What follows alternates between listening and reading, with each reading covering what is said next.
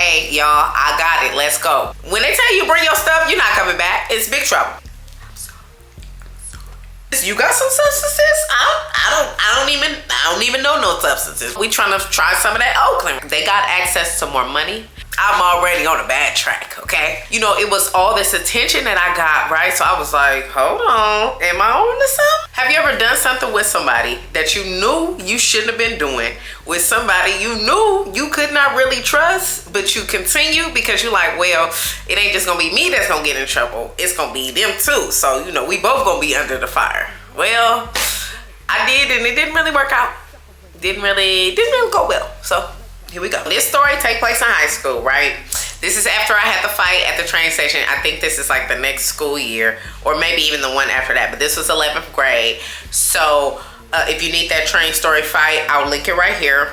I went to this school. I had to switch to this school. This is my 3rd week there because y'all, I would not go to school. I was so bad. I don't know what's wrong with me, but I just would not go to school. Like, and really, I'm gonna just give y'all a little insight. I figured it out when I was older. I didn't know back then, but now I know that I got the most attention when I messed up, okay? I was the only child, my mother's only child in my home.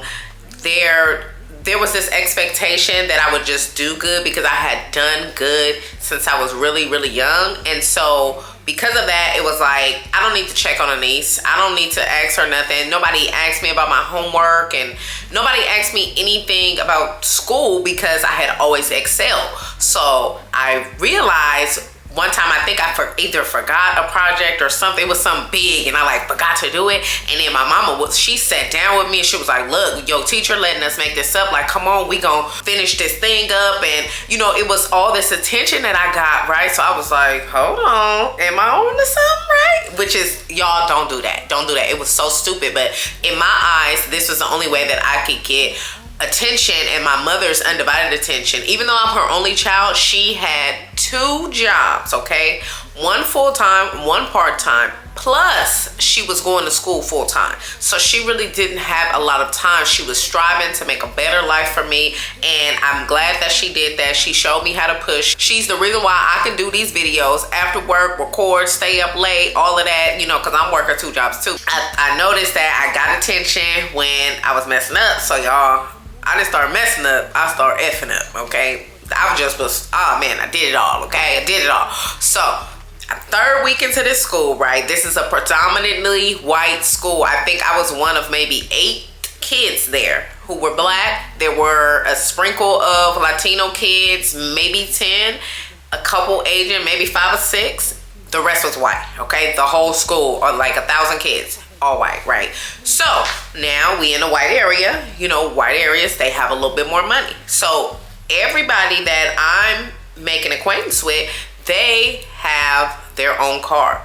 And if it's not a brand new car, it's a couple years old, right? So unlike the kids at my old school where we just walk to McDonald's or we stay on campus for lunch because we wasn't really driving like that. I mean, the seniors were, but I'm talking about 9th graders pulling up in a brand new, or I mean, maybe you couldn't drive till 10th grade, but anywho, they pulling up in a brand new Toyota Corolla. It wasn't like no BMW or nothing like that, but it was a nice car. This car nicer than my mama's, put it like that. So anyway, I'm meeting these kids and they have cars and stuff. So I'm like, oh, they could take me off campus, and they leaving too, right? So I'm getting close to them or whatever. It's this one group. They all load up, and it's like 3 or 4 cars. They all load up and they all go to this one girl house. Everybody there. They blowing tree. They drinking alcohol. They doing other stuff, prescription pills and some other stuff that I don't necessarily remember, and I probably shouldn't say on YouTube, but they going, and that's what they do for their lunch break, right? So I done got in with them. It's 3rd week. I'm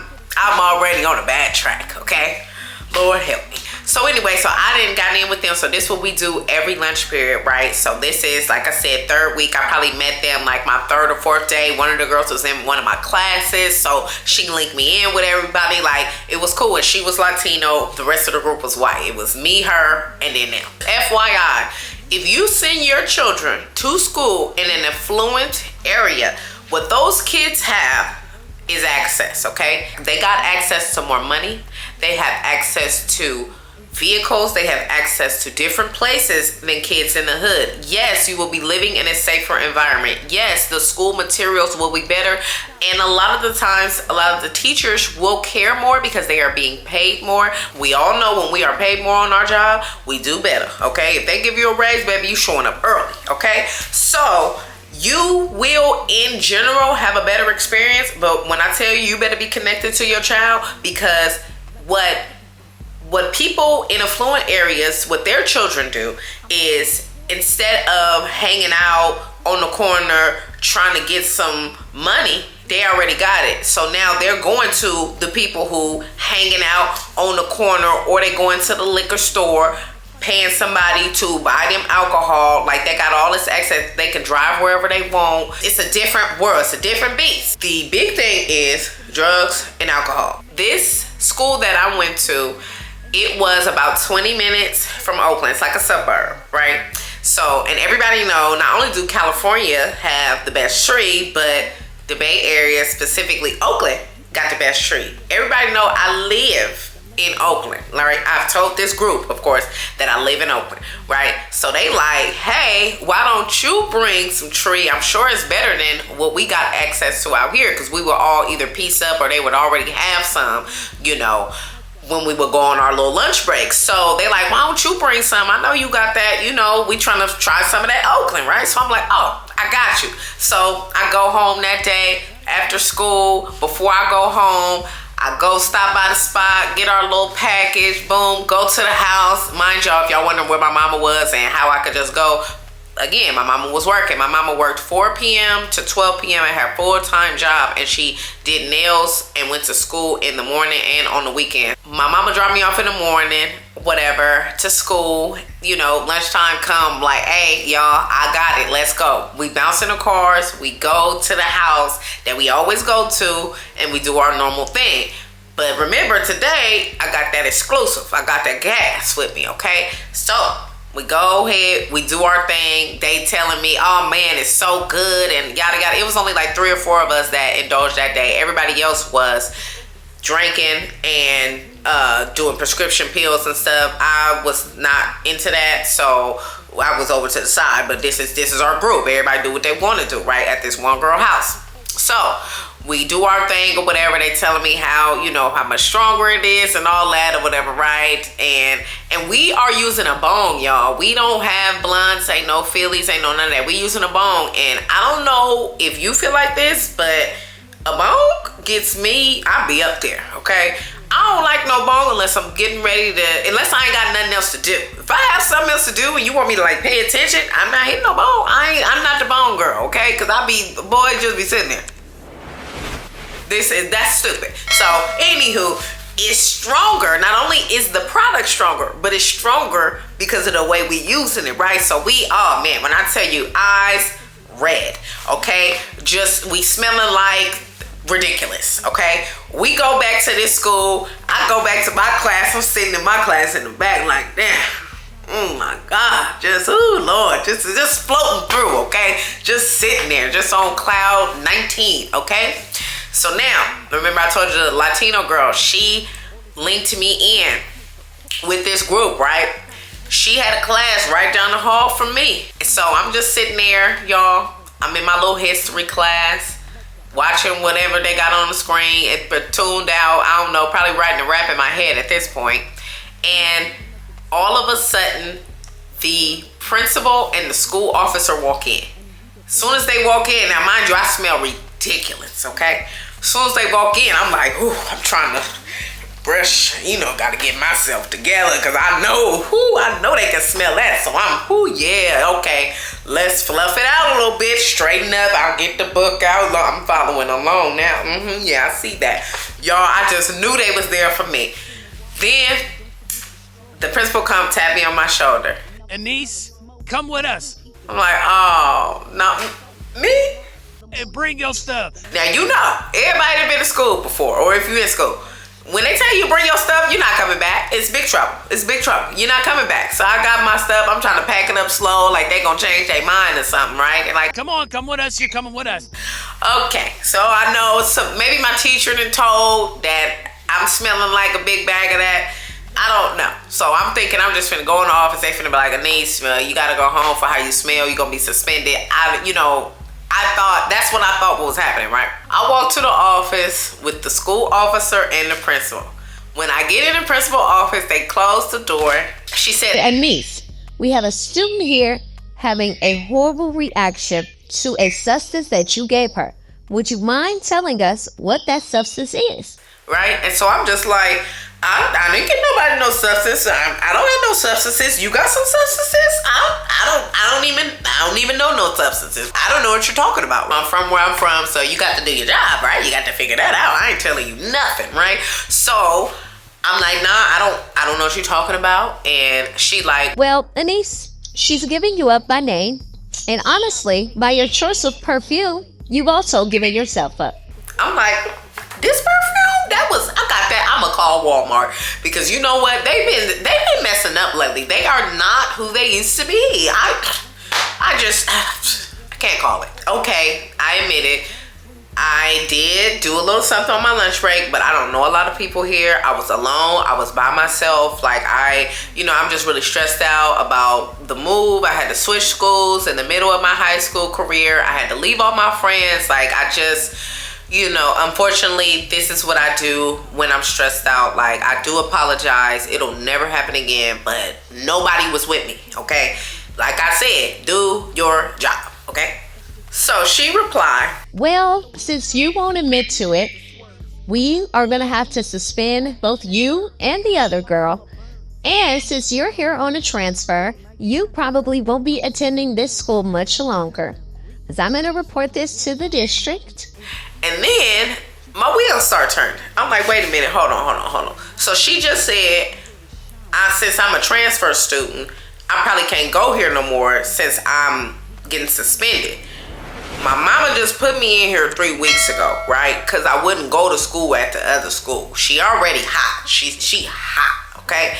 And the way she's set up, if I get kicked out on week 3, I'm not gonna live till week 4. So let me see if I could try to say something to get myself out of it. So when I started telling her, I kind of try to dance around it. I explained again how I really am stressed out from my move. That's the only reason why I smell like this. I don't do it all the time. It's not gonna happen again. I may have let someone else indulge with me, but I don't know what's going on really. I just I don't know who it is. I don't really know their name, and because I'm trying not to tell on nobody else, because again, I don't know the situation, right? So I'm trying not to say nothing. I'm like, look, I'm new here. I'm nervous. I do apologize. I promise you it'll never happen again. So the principal, she just look at me because she know I'm bullshitting. She look at me, she get up, she walk over to her door, she opens it. On the other side of that door is the girl that linked me in with the other kids who be doing all that stuff they ain't got no business doing. She's standing on the other side of the door, holding her chest, going like this, and saying, mouthing, because she ain't saying no sound, but she's mouthing, I'm sorry, okay? But you could tell she looks like she's winded, y'all. She was having a panic attack. I know that now because I used to have them. She could not catch her breath. I guess she got so lifted from the product that I had brought to the school that her little body couldn't take it. She was, and I was like, oh my God. When I saw her, I was like, oh, girl, look like she about to go out of there. After she opened the door and showed me the girl there, obviously going through it, she like, Anise, look, we need you to tell us what it was, where you got it from, what's going on. She needs help. The ambulance is on the way. If you just tell us right now, just tell us everything. We don't have to get no parents involved. You're still going to be suspended, but it'll be an in-school suspension.